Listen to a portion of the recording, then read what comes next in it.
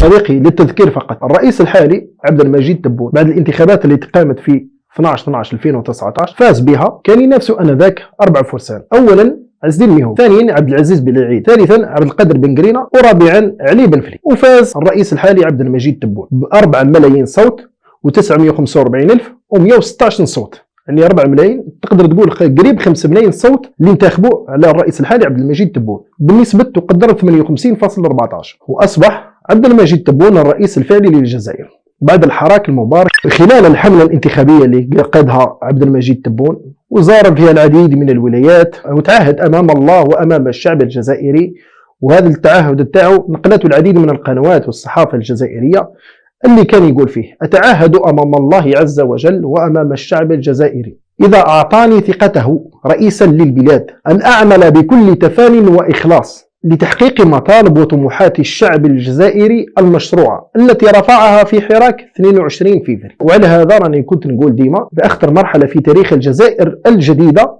لأنه هذه المرحلة الأولى في تاريخ الجزائر الجديدة، هي هذه المرحلة اللي رانا فايتين عليها حاليا، ولا العهدة الأولى للرئيس الحالي عبد المجيد تبون. أخطر مرحلة. السلام عليكم.